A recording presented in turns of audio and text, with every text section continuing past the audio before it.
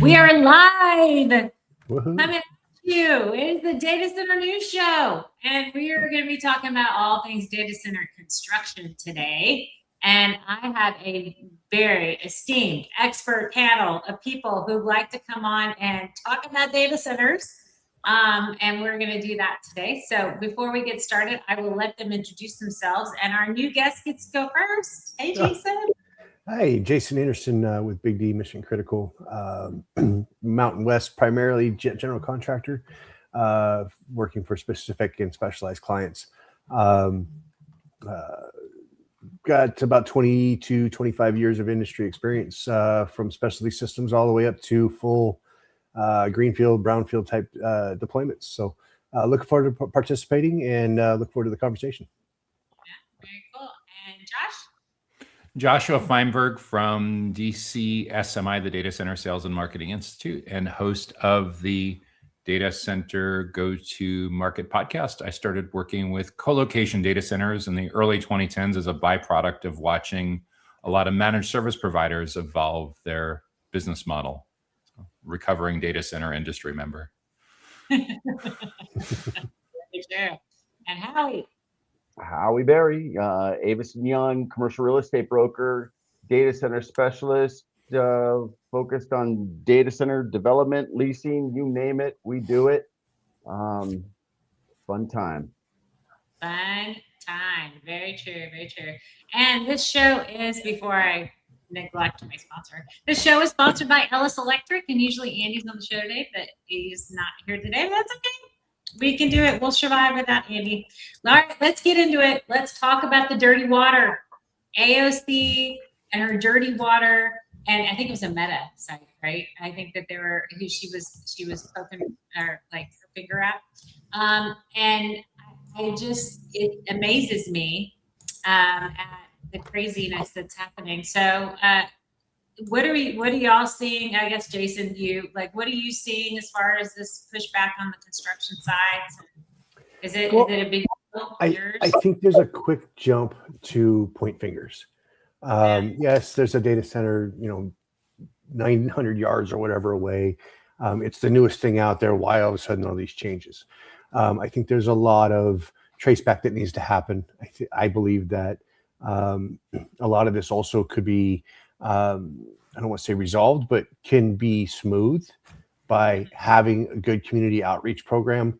Not just, hey, we've gone through city council, we've gotten all of our approvals, let's just go build. We got to have a little bit more cognizant relations with our neighbors.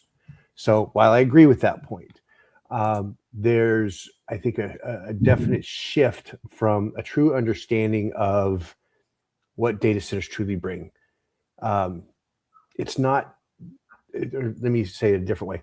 There's lots of TikToks and social media posts out there right now that go off kind of half-cocked by people that don't truly understand all of the parts and pieces.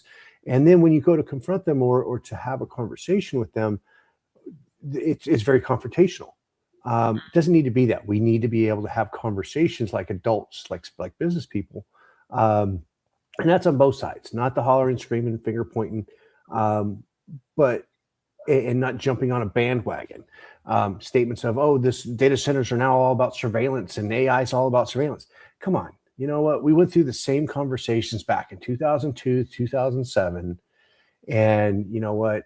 One data center gives everybody else a bad name. That's got to stop.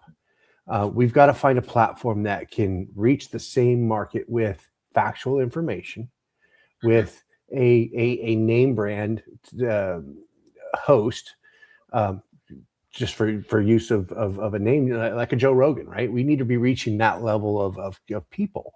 Look at what Elon's done, right? He's had great conversations with Joe Rogan, and you know what? He's not getting a lot of pressure, right?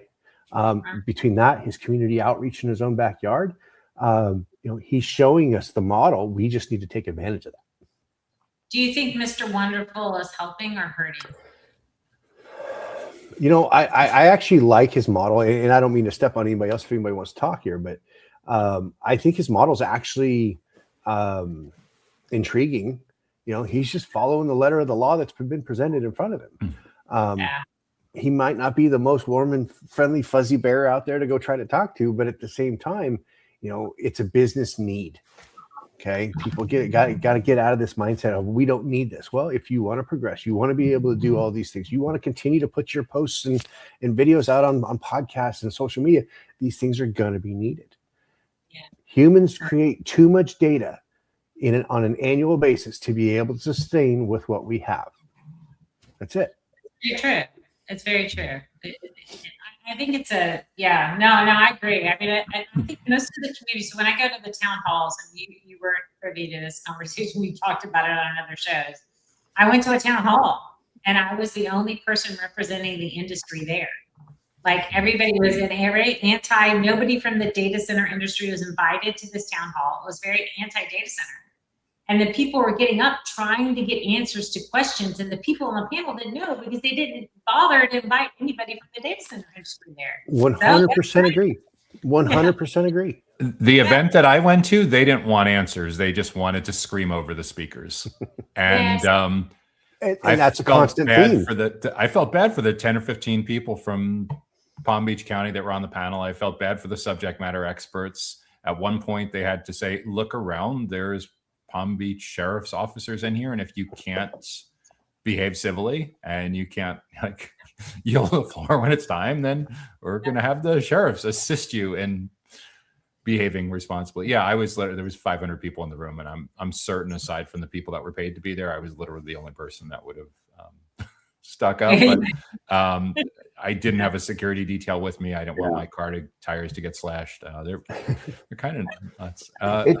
It seems like it's a civilization. We always need a bad guy, and this is data centers is it. And typically, when we don't have enough information, we don't know. We rely on the people that are just going to say this is bad. We're going to make it bad, and everything's bad. They're screwing you. It's not the case, here. And it was really funny. I talked to a landowner recently, and they have a site next to Meta. I think I mentioned it last week. I asked him about how's it being right next to a giant data center project, and he says, well, when they constructed it was horrible. There was blasting, there was the issues all over the place, like the trucks, things going on, but that was never communicated to the community. And then all of it, now it's running and nobody notices. They said it's a great neighbor to have. It's quiet, we don't hear a thing, and they do their own thing. So at the end, the problem is getting there, building it, and AOC with the water where you started, Amy. Yeah, probably. You disturb the ground, you shake the ground, things are going to happen. If you're pulling groundwater, you're shaking the ground. It's going to get dirty. Well, I think you just touched on it too. Is the concern that I see is everybody's looking for that gotcha moment, right? That aha, I got you. Oh, you're doing this bad, you're doing that bad. So so we push out into more rural areas, right? Or out in the sticks, as you will, and that creates its own issues for logistics. And when you're trying to staff 2,000 to 3,000, 5,000 guys out on a site, or personnel on a site, you got to have infrastructure for them, right? Yeah. Yes, we can go out and build man camps all we want, and we can get Starbucks to fly in pardon the pun, but throw a box out there for these guys to get their coffee and everything, and we can supply food. But that doesn't take care of them from their time from their families, right? And the 3-hour drives to the airport, and oh gosh, I get to do this every 2 to 3 weeks. I get to jump on a plane and fly to wherever I've got to go to get home. 6 hours in a car, it just doesn't make sense. So we're trying to adapt to that. However, it's constantly a finger point. It's constantly a gotcha moment. Yeah. And again, I think it's something that we can resolve with better community involvement. Okay, having conversations rather than gotcha moment type scenarios. And making sure that we help to set the expectation through these systems, right? Through the build cycles. Okay, now you're active. Oh, hey, guess what? That's just phases 1 and 2. Guess what? In 2 years, you're going to have another phase that's going to kick off. So you're going to see even more. So helping people to kind of understand that. Gone are the days of all projects being, under code name and super secret squirrel stuff. Now that it's more out there and more open as to what we're doing and where, all of a sudden we've got, caravans of protesters coming to knock on our door saying, hey, what are you doing? Yeah. So, I think my point though is data center construction is no different than building an industrial park. I You're agree. going to move dirt. You're gonna bring in concrete. It's construction. Like I built a lot of stuff. It's just general construction where you're building a shopping mall or you're built like to the neighbor. It's noisy. A lot of truck traffic. You've got a lot of vendors coming through. You've got the fence you have to worry about, and they're running and they try to run within, business hours and try not to do stuff at night. And But the public's being told your electricity rates are going to go up. They're going to use all the water in the world, and they're destroying the world. You're just, But industrial could do that. We don't Industrial know could do what's it too. going to happen. Yeah, right. And I saw a guy on TikTok this morning he worked for an architect firm. He pulled up a QTS marketing piece that said, "Look, we're only using 600,000 gallons of water a year." And then you have to show this to the public, and it's golf courses use millions of gallons, right? They're comparing the golf course thing out there, and you go, that dude's about to get fired. But funny, I thought the same thing. But where will they spend 20% of the marketing budget next year if they can't host all those golf tournaments? Yeah, exactly. Hey, It's the Andy, playbook. welcome to the Community conversation, education. sir. Welcome, Andy. Andy. I heard Aaron Brockovich is out there now going against. I heard that yesterday as well. I was like, oh my goodness. Well, what's crazy to me is I heard somebody on not to create a division here, but within the data center teams said, "Oh, we should go talk to her." I said, "You're going to go talk to the one person that's probably our biggest hurdle to get through all of these conversations and challenges." Do I think it'd be a great conversation to have and do a debate with her? Sure, let's go. I'm probably not the guy to do that, but I'm sure we've got plenty of people that are. But again, we need a platform that we can say, "Hey, okay, hang on a second. Let's make sure that the education piece is dialed in. If we're going to have these conversations, we got to be on a similar playing field." I elect Amy. As my vote. Well, I will say, I was very surprised in my home state of Texas that our agricultural commissioner went to a congressman. His name is Pete Sessions, and I know Pete. We went to Sunday school together. Oh, yeah. And he to try to put a moratorium on where data centers, not necessarily but they can't go on certain, create zones where data centers can be located, and because they don't want them taking all the farmland, because the farmland is critical, and that's what they were proposing at the national. That's what Pete is working on proposing at the national level, is creating zones where you can put data centers. Not like I'm like, okay, I don't know. Why are you limiting the free market? That's like anti-American. Well, and I think there's some other concerns to that too, is right. Okay, all of a sudden you start carving out these areas, and guess what? Our farmland truly abuts to most of our fiber line routes throughout the state.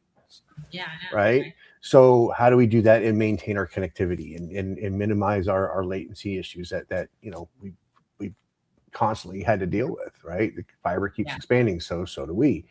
But again, I think it goes back to the education piece, and that's a piece that I think is really lacking, not just to our own teams internally and our clients. We are the ones that need to bring that to the table and have those conversations, but we need to have a receptive audience, right? Or a platform that reaches an audience where we can start to, again, level that playing field. Right now, everybody's jumping on, oh, this is bad, this is bad. Let's dig a little deeper, right? It's all about the data. Yes, I get that. Guess what? Data centers needed for the data. And then have that conversation moment on a platform. Guess what? Another data center need, right? Let's have somebody validate and fact check as we're going through it. Guess what? Another data center need.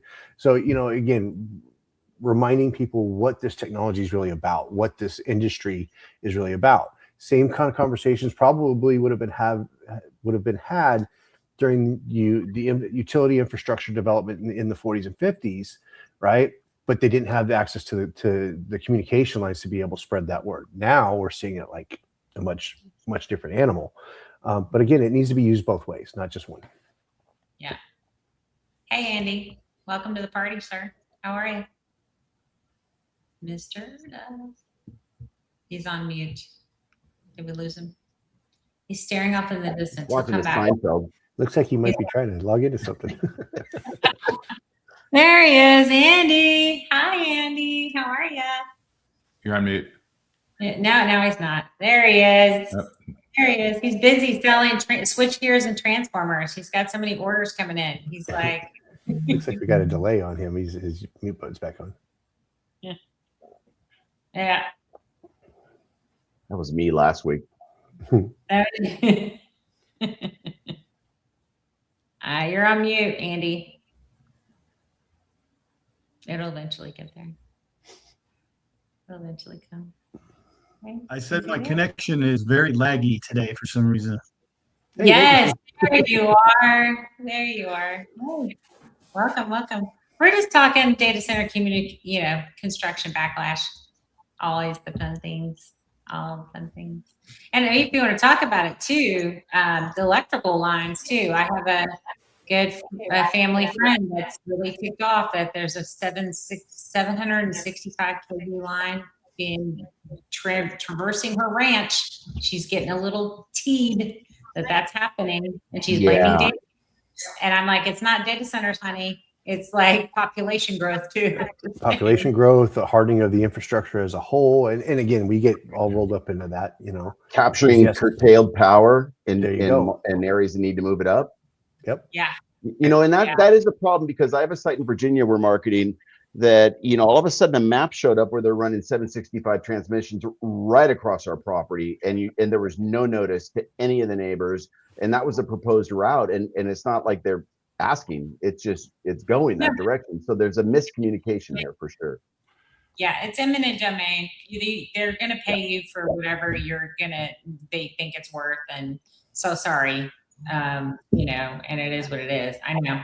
I mean, I feel for them. Sometimes you can wiggle, and I've done that where I've had eminent domain situations and some of the real estate stuff. And you can go, well, can you move it over here? Can you put it over there? And sometimes it'll work with you. Sometimes they're like, no, it doesn't work. Sorry. We're just going to have to put it right Again, in front of depends you. on what market you're in, right? So Yeah, I know. It's definitely interesting. All right, let's switch gears a little bit. Let's talk about data center construction costs and the per megawatt price. I think that's where most people are kind of level setting, is per megawatt. And it doesn't seem to slow down and a little bit. So we can talk through that. And then it also seems like it's because there's so much money chasing it, right? And so the money train is not slowing down either. So what are you seeing as far as construction costs go and construction timelines and, the fake news that everything was being delayed? What are you seeing, Jason, as far as that? well, there's so many different articles out there. Capital's this, power's this. All these different roadblocks or speed bumps, as I call them. Capital's not the issue. It's speed to market, right? Obviously, we got to have the numbers make sense.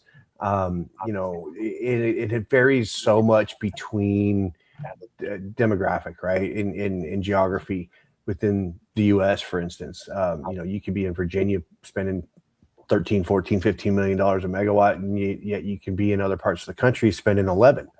The problem, I think, and what's really driving that is workforce development. The travelers that you're going to need to pull from different areas of the country. And that's getting harder and harder to do as we see more and more markets really, truly develop. And it's not just tier ones anymore, right? The NFL cities, as they used to call them. Now, tier threes, tertiary markets are really starting to jump up, and they're reaching the same market values. What used to be a quiet, unknown area or market, at $8-9 million a megawatt is, if you're building for less than 12, you're like knocking it out of the park. So again, there's different ways to attract the labor pool that's needed, bring those companies that have a bench to pull, but you're going to pay for it. Everybody knows it's as soon as those blinky lights turn on and we're commissioned, they're making money, right? How fast can we get them to tokenization? How fast can we get that conversion? And that's what it's all about. In any market that we go build in right now. So Howie, like you see all those announcements about, hey, we're building this and we're building that and we're building this and we're building that. Those are all going to come online like in 2 to 3 years. Can you imagine the construction backlog, like trying to find labor in 2 to 3 years because of all of these announcements that have been made about we're going to build this and build that and build this and build that? Again, that's where we need to have a better voice to help that struggling feed into the labor force, right? Getting in at the junior high school and high school levels, wherever possible, create those trade programs, get people excited about building again. Mike Rowe, great example of that. How do we recreate that though, right? There's one man who's created a very successful program, but he's not reaching everywhere. We'd love to get him in something like this and hey, how can we leverage your strength and repeatable?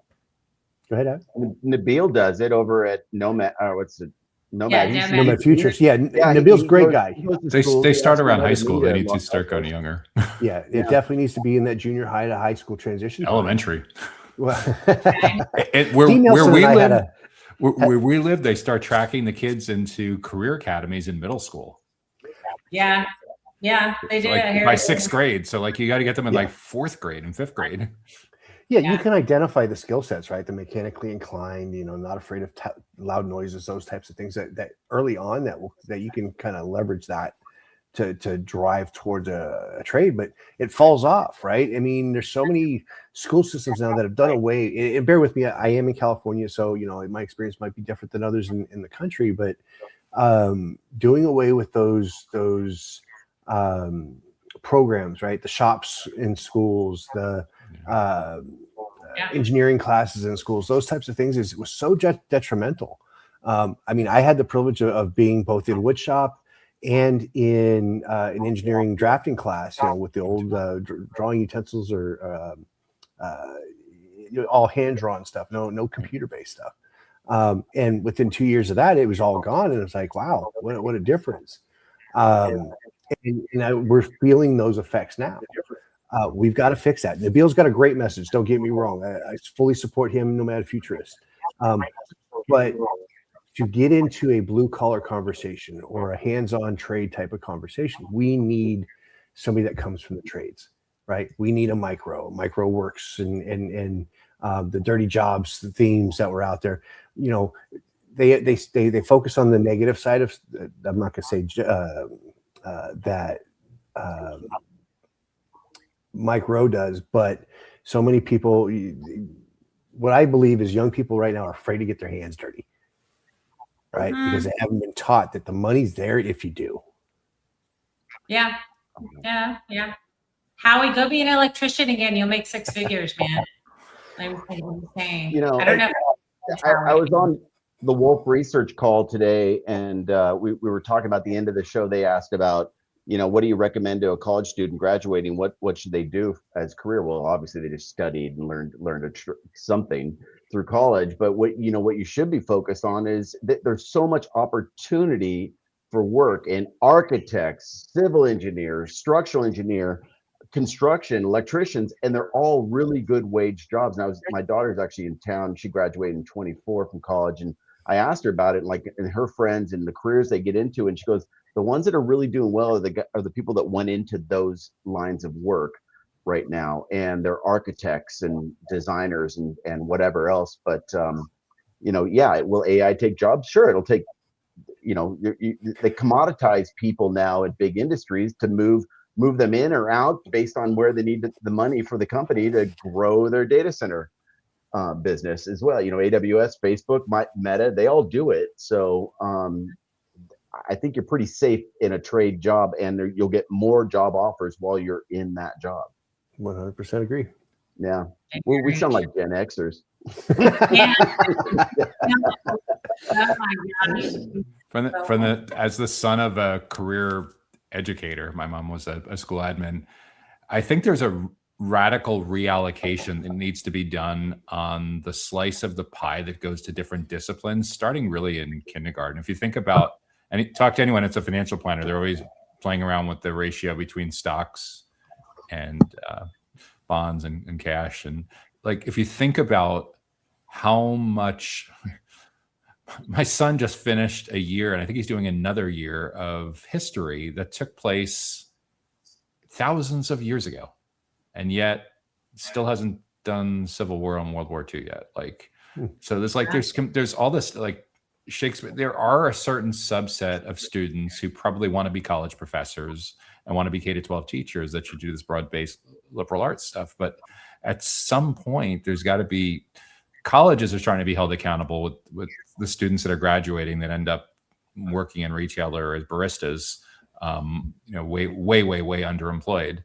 But high school, K-12 hasn't faced the similar kind of reckoning, and it took the cost of the college and the student loan crisis and everything to get it out of control. But it's a lot more than that. If you think about it as like almost a supply chain, all this indoctrination starts somewhere. If we don't radically change the voice that's in their ears starting in kindergarten, not everyone should be going to a traditional 4-year college. No, my oldest went to the military and he's doing trade stuff now. And he'd actually, it's amazing what AI has changed the education game. Like I'm in my doctoral program. Like, just trust me. Thank God for Claude. Sorry, Purdue. Yes, I lean on it because I'm a little busy. But yeah, no, but it's changing the game on education, and they're trying to limit it so as they figure out how to make sense. But humans are going to learn different now, and I don't know how we change that at all. But we still have what's in front of us, which is we need electricians, we need plumbers, we need mechanical people, we need people that can wrench, right, and go fix things. Welders.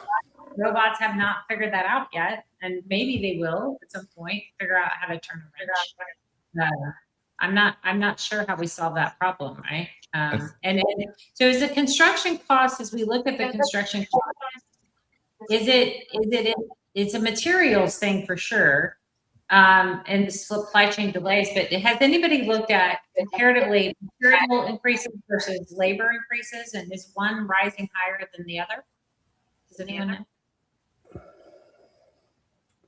I can tell you from my experience that both have challenges, right? I believe that the labor side of things is a bigger struggle, honestly, going forward. The material side of things, everybody's trying to pull the same materials, right? Whether it's, call it a Vertiv name or Schneider, whatever box that you want to play in.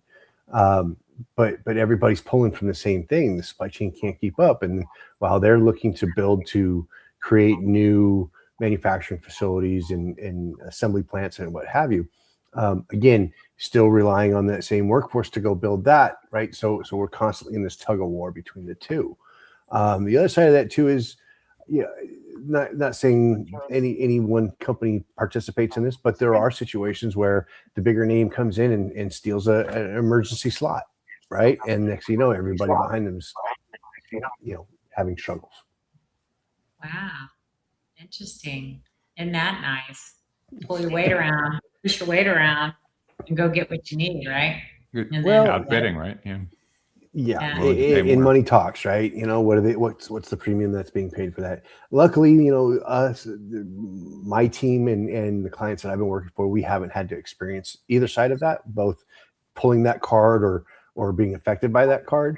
But I do know of other projects that are. So, we've got to keep those ethics and morals kind of in line as for those suppliers as well. Yeah. No, for sure. All right. So the next topic I wanted to kind of talk through was a little bit about the money and the money that's flowing in. Like it seems like, I don't know where these people get, but it's like big names, Blackstone, all these other different people that are keeping this debt. Is the money, because the money is so plentiful, is that causing these prices to keep increasing, right? Like if you have plenty of money, you're willing to pay more for the same widget that you normally, and like Andy doesn't care because he's selling, he would love for you to overpay for his transformers and things. But are you seeing the inflationary reaction because there's so much money flowing into data centers? Or is it not? Are you not seeing? I'm just interested, curious. I think there's a lot of sectors that are paying for where the capital is flowing. SaaS has gotten the crap beat out of it the last 6 months or a year in terms of multiples. A lot of people are being laid off in the name of being able to pay for AI. But if you look at who's on deck with the next big wave of IPOs between OpenAI and Anthropic and SpaceX, it's dizzying to think about like what they're going to look at. And I know. Where's it coming from? Is it coming from 10 million jobs that were gone? Is it come from taking SaaS multiples down to look a lot more like auto manufacturing or home building or banking? Like, or is it all the above? And is it pure speculation and fantasy of running all these companies with 10% of the workforce that there is today with 80 or 90% less? I don't know. There's a lot of people that are speculating all these different directions, but there's just massive amounts of capital that come in. NVIDIA keeps somehow every single quarter keeps beating the numbers. It's like, who's going to get the check this quarter, right? Yeah, exactly. Like it's the same thing around OpenAI's valuations. It's like, how does this make any sense? The revenue doesn't support a valuation that way. But if they keep raising capital, then they can kind of support that, right? Like, and that's why we talk about this bubble thing. Like, I'm like, we're not in a bubble, man. We haven't even started to blow the bubble. So I don't know, It's creative and circle finance. It's creative and circle financing, and we do lease. If we don't have a backstop on a NeoCloud lease, we figure out another way to do it. And NeoClouds can only pay so much for a data center space, and then all of a sudden you've got equipment being supplied, or maybe a couple years paid in advance of leases or some in financing from the NeoCloud on the deal. So everything's getting creative, and the capital is clearly there. Yeah. It might be a little bit more expensive in some cases, but there's always a workaround. I think you just touched on another piece too, that, as equipment gets delivered and these 2 to 3 to 5 year type cycles for refreshes, I think are going to start to be another play, because that technology is advancing and evolving so fast as well. We could get into conversations about, current architectures versus what we believe is coming in, like 800 VDC, and how that's going to affect the industry, right? That equipment's going to be required.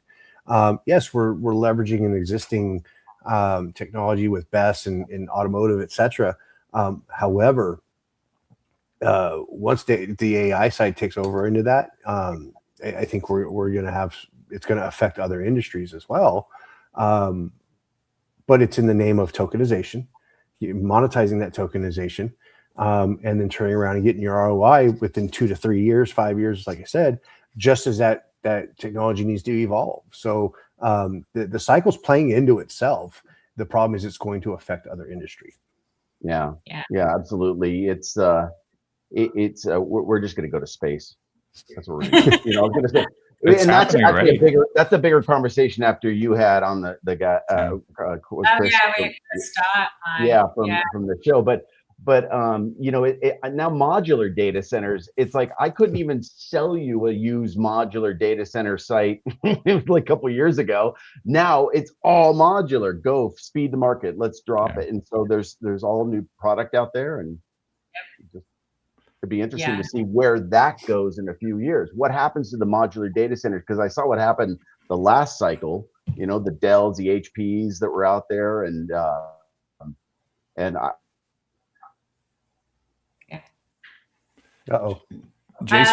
Jason, you had an interesting point too with the modulars, is that to bring the workforce in, you don't have to bring the workforce in if a lot of the construction is modular and getting shipped in at a factory, and it drives the cost down. And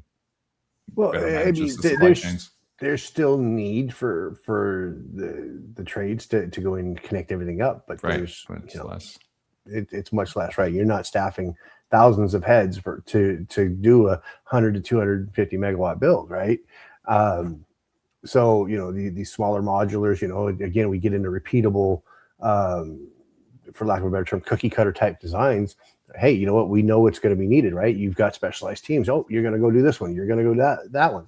And then you use that development to kind of push through. So while we're trying to get there from the GC side, it's hard because these guys they know once they've got one or two of them under their belt, they can go say, oh, guess what? I've got this much experience. And somebody's going to open arms, say, come on, how much do you want?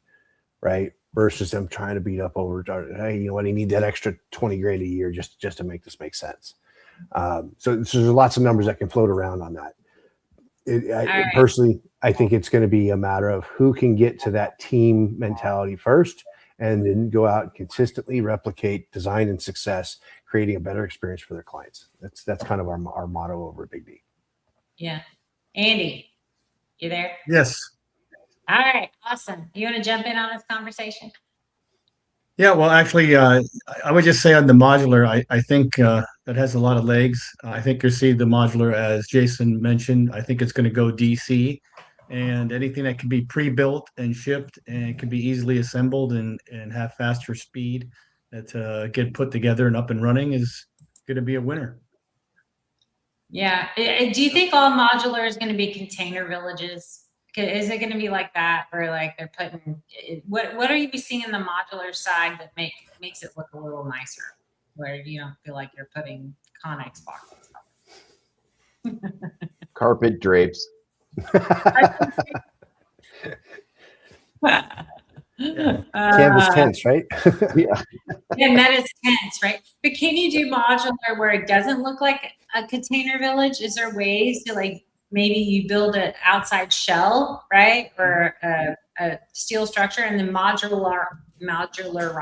I just made that word up. Modularize the insides. Is that possible? Has anybody seen any of that? It's been around a long time. I remember 10 years ago walking through a big facility in Phoenix that was all modular data centers on the inside. It was IO data centers. It's now Iron Mountain. I think it's still actually commissioned. And it was because the sister company Base Layer was in the modular data center business. I remember when they had their proof of concept out in Santa Clara many, many moons ago. Yeah. And so, Google did it. Yep. But it's separate data halls. It's not like, oh, we're going to put racks. It's a warehouse. Okay. All right. So in that, actually, Howie, you bring up a good point. I think, back, what was it? The chicken coop days, right? The PEMBs with the Yahoo chimney stack and the Yahoo, right? That changed the game quite a bit on how fast we can deploy some of these situations, right? Then steel just got out of control, and then, we came up with better ways to do concrete and such. So I think if you get a good mix between the two, we can escalate the actual envelope of the building pretty quick. And then as we're going through construction and on the internals, getting something that says, okay, you're past the point of no return. You can't go making these changes on the fly. You're going to overall affect your overall ability to meet your end date and your turn on dates, RFS, that, I can tell you from experience, you get to a certain point and, you're 2 out of the 5 phases done. And all of a sudden they want to go back and change phases 1 and 2. You completely wiped out your lessons learned, right? So now you're recreating it. You're doing it all over again. And now when you go into phase 3, you don't have that luxury of, okay, this was different, right? Or this is what we originally built and it's changed. So yes, I think modular does have a play. It's how we're going to encompass that, right? And realizing, okay, once we get to a certain point, you can't just say, oh, we're going to make this dramatic change and affect all 5 phases. That's been a constant back and forth, kind of battle. So we as general contractors need to be thinking, that 3 to 5 year mark, right? Because, okay, yeah, we start moving dirt. We're 6 to 8 months out, from phase 1 and actual doing TI and fit outs. And everything changes, right? You got new locations for stub ups. You've got new power or water quality issues or delivery concerns. All of these things just kind of have evolved on the fly because we're moving so fast. So getting that modular thing is one thing, but again, getting a modular design that can sustain those changes for that 2-year cycle of technology changes, right? Again, the 800 VDC, yeah, hey, we're building the 435s or whatever right now. Now you want to switch over to 800 VDC. That's a pretty dramatic change. Yes, you're removing equipment, but you're changing the architecture of the facility. So getting that containerization, sorry, that's a tough word, and the modularization in sync with that's going to be the key.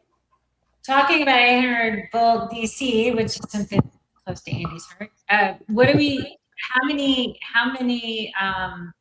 How many projects are you seeing that are approaching that design? I mean, so Meta and Nebius just announced a partnership with NVIDIA to do the Vera Rubin, right? And they committed billions of dollars. Well, in order to do a Vera Rubin, you have to have 800 volts. Have to have 800 VDC, yeah.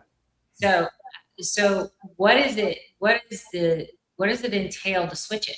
Like, Andy, like, what is it? Like, if you're in the middle of going one way and go, we're going to do 800 VDC, like, is that possible? What does that look like, Andy? Well, it's possible, but it's better to do it from the start, to Jason's point, because then you got to rip stuff out. But the advantage of DC is a couple fold. The first thing is your efficiencies. Yep. The power to run is you're going to have losses with DC, maybe 10% max, where you're at 20-25% with AC. So that's a lot of money you're saving right there. And the other thing is size. You're able to put more megawatts in a smaller package. We actually have a DCE house in our factory in Korea that manufactures AC drives that's powered by a solar field that's actually powering the factory, all the electricity there, and it's under prototype. And we have existing system that's traditional medium voltage breaker, medium voltage transformer, and then we have a duplicate, which is the solid state. And actually, we only need one medium voltage breaker versus two on the other diagnosis. So it looks like you're kind of seeing a similar thing of going from gas vehicles to electric vehicles, that you have less parts and you have more efficiencies. So I think one of the advantages of going to DC is going to be that you're going to have your space will be more available for you to be able to make that change. It's not like you're going to have to try to put 10 pounds of something into a 8-pound bag. You're going to actually have you're going to have a little bit more room and some more capability. The issue is the same problem is going to be that we have with the existing technology, is how fast will the manufacturers be able to produce the new design so that you could power the facilities. I'm sure NVIDIA will have their product ready, but will everything else be behind it to go to a true DC to DC power situation? The other trend, I think, is if we look at behind the meter, and this is where I think, my personal opinion, the other industries and other even residentials will eventually benefit, is microgrid technology is going to be utilized to power the data centers of the future, but also the hospitals and residential things like that. So we're going to go from this 100+ year, system that we have these big power companies that have all these power lines that power things. We're going to look at more of a decentralized type of microgrid technology that will allow a lot more flexibility and I think a lot more resiliency in the long term. That's kind of my thought on that. I agree with you, Andrew. I think the other thing that people need to understand too is the precious metals piece. The copper that's saved out of that transition also is a big number. I mean, doesn't sound like it up at front, but I mean, I've seen some interesting numbers that come out on the copper savings alone. That between that the 10 to 15, 20% depending on architecture, switching over to the 800 VDC, the white space that you can reclaim, again, tokenization equals money, right? So there's multiple layers to that's driving that conversation. Again, if you're starting or breaking ground within the next 6 months, you need to be prepared to pivot to an 800 VDC, because those Vera Rubins are going to change the game, right? HB 200s, 300s, what have you, whatever target architecture, the AMD systems that are out there, they're going to be required, right? It's a layer within the stack. But these Vera Rubins, and as we get farther and farther in that technology stack, the brain's just going to get bigger, which means we've got to create something that can power that. And when somebody like NVIDIA or Intel says this is going to happen, people need to listen. Yeah, no, for sure. What do we think about the construction costs and the war, the AI race that we're in, the AI war race thing that we're in? And is the US behind? I have a feeling that we're behind. I don't know why I feel that, but I feel like we're behind a little bit compared to China. But because they're building power like crazy town. They built 500 gigawatts of power in a year because they didn't bother to ask anybody for permission. They just went and built it. There it is, right there. So, but that then creates this amount of capacity that they can go do fun things with, right? So, it can the U.S. keep up? That's my last kind of topic I want to talk about. Well, how is, and also, they are just manufacturing more power out and quicker than us because they're not, the regulations are out of the way. They just go and do it. No speed bumps, but right? are they also influencing us negatively? I'm sure, in the TikToks and the press and whatever, and getting us to challenge ourselves and slow ourselves down. Yeah. We're ahead. What did they say? We're ahead half a year. Is that what it is now? Yeah, it depends on what stories you're reading, but yes, Right. I think that's the general consensus. I think the other play that we need to be focused on, and it's definitely changed over the last 6 months to a year, is the conversation around quantum computing. Because that's really going to be the differentiator, right? Because of the crypto and the technological security aspects of that. We're right there on the cusp, right? Yes, China's got one, we've got one, EMEA's got multiple. But watch that landscape, because once that really truly injects itself into the data center space, if it truly does, as some have predicted, I think that's going to be the differentiator, right? We've got multiple companies that are ready to unleash into this space.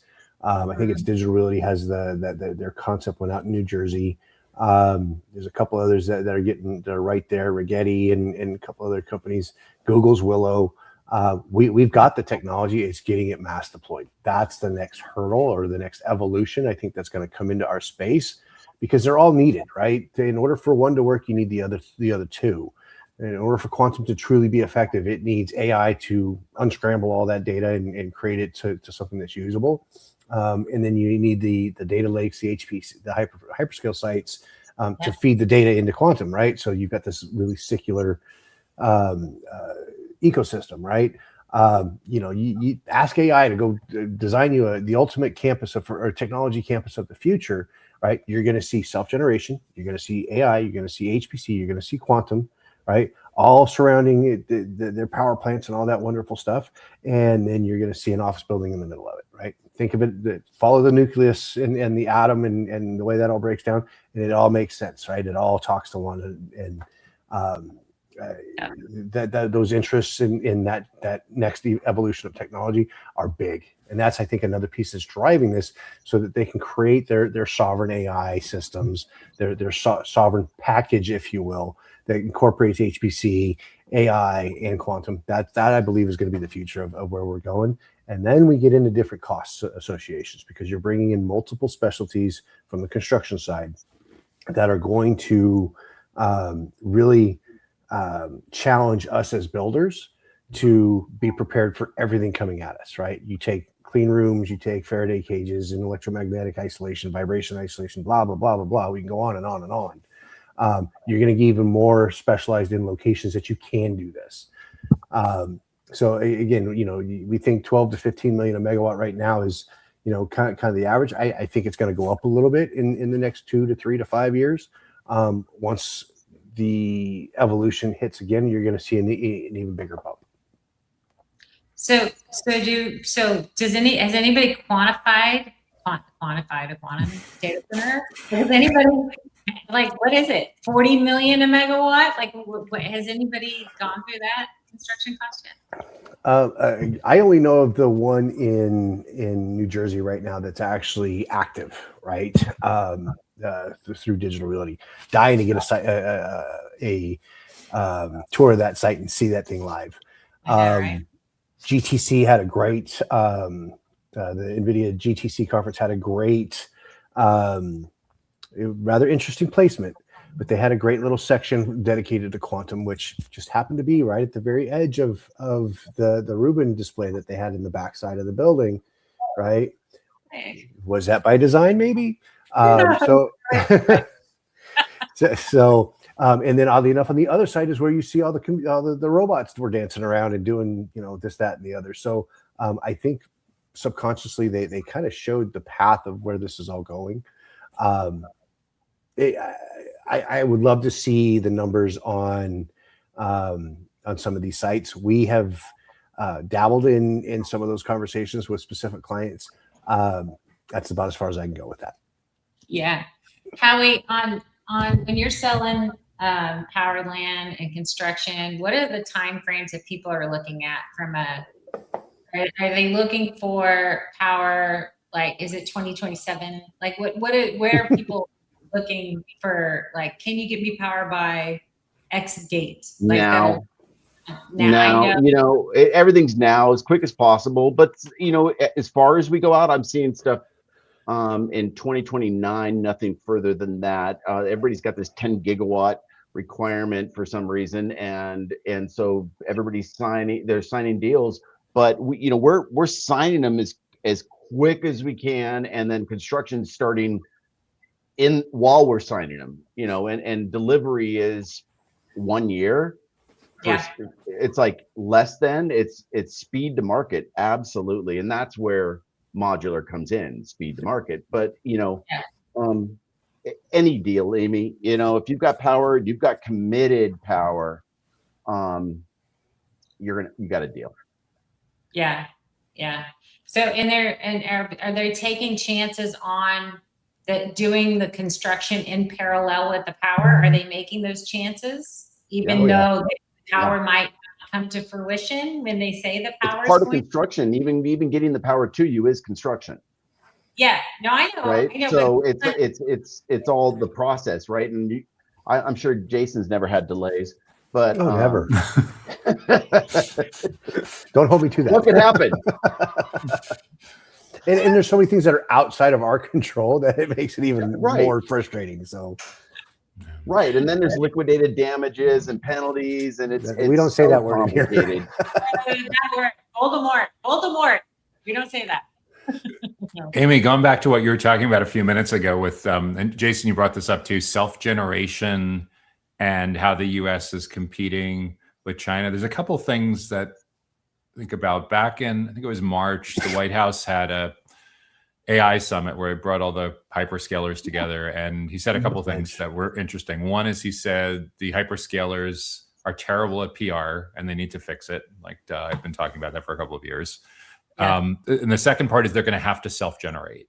I have a interview dropping on Tuesday with the CEO of a energy generation company that is self-generation, and we were talking about how the solar panels that are being manufactured in China have gotten so good and the yields are so crazy high and the prices have fallen out of the floor that he's predicting that if Hormuz isn't resolved in the next couple of months, that solar farms are going to start displacing some of the LNG crowd for alternate energy.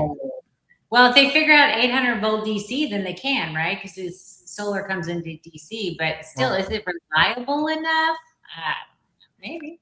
Battery. You're going to need vast amounts of land to be able to produce that. Yeah, you're going to need a huge amount of land and obviously huge battery storage. But and if you look at battery energy storage out 10 years, it's a straight upward trend line that's just going to keep growing. So it's not going away. Now there will hopefully be better battery technology come down the line, solid state or a different chemistry. Displaced lithium would be nice to give us something more stable and more powerful, but it's in the works. So is there talks of like where the power is generated and then where the storage happens? Like it doesn't have to be right next to one another. I mean, is there challenges doing that, or do you always have to co-locate the storage right next to where you're generating it? And I only say that because, like, you could have West Texas has a bunch of freaking land and nobody wants to build a data center out there because it's in Timbuktu. Well, some do, but whatever. There's actually quite a few out there in West Texas. There are a bunch, but they're training. So, but for inference, how about so they built all the wind farms out in Sweetwater, but they were just trucking the generation into Austin or wherever it may be, transmission lines. Could you do this? I don't know if that solves the problem. That's a squirrel. I squirreled on y'all. I'm sorry. I squirreled. No, I I've think had it's a good question. bunch though. of people talk about these superconducting lines. I think that may be part of it. Yeah. Above my pay grade, but yeah, a bunch of like retired Dominion Energy people, like MIT physicists talk about this stuff, that there's a lot of commercialization going on with superconducting lines. Oh, interesting. To send a lot more power over existing. Yeah. Well, talking about power, have you heard about the new, like, people beaming down power from space back to space? Like, there's pulse space. Somebody's been watching too much Austin Powers. That I haven't heard, but I have heard a lot of confidence in that if Elon could figure out rockets and Starlink at scale, that it's not going to take that many years for him to figure out modular data centers in space at scale. And then there's nobody to protest. I know. Well, they're already. Well, they'll find a way. Free solar all the time. Somebody will find a way. It'll probably be a knock on the rocket themselves to get it up there. And how much are we emitting from those rocket boosters? That kind of a struggle. But yeah, who services that stuff? That's a Who good services question. the equipment in space? That is a good question. Right? A good How do future you job service for 10,000 satellites that he has in space right now? It's just like, if one doesn't work, you go, all right, let it float. Exactly. That's a pretty big walk away. Yeah, Is that I in don't know. co-location? They call it the remote hands. What There you go. are the remote hands? Well, you know what? He could just send Optimus up there and have him, stationed around the facility. Amy, up there. can you get Elon on? I will. I'll get. And he's Joe my- Rogan. There you And go. Joe Rogan. I'll get both of them on. They were Thank just you. actually there. Like, yeah, no, I know. And I did reach out to, by the way, just squirrel. Everybody should listen to this show. I'm just saying out loud. But I did reach out to Joe Rogan's producer dude, because he's on like Twitter. I said, hey, you need somebody from the data center industry on your show. I did do that. I don't he hasn't invited me yet. So I don't know. Maybe he didn't listen to me. Maybe he missed my memo. I don't know. No idea. He might not fit into his key demographic. We might need to find somebody else to help with that. Yeah, he doesn't. That's very true, because he doesn't have a lot of girls on the show. I'll just say that out loud. He's got very few women that go. I think I have too much gray hair for him, but I don't know. Yeah, no idea. All right, y'all. It's been an hour. It's been so much fun, and like that, we are done.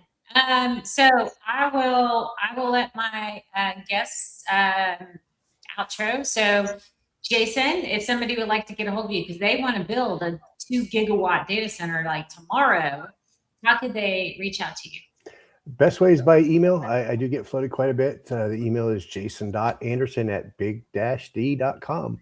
Our Mission Critical Group, if you go to big-d.com on the web, you can find the Mission Critical Group tab, and you can get to me that way as well. Also available on LinkedIn.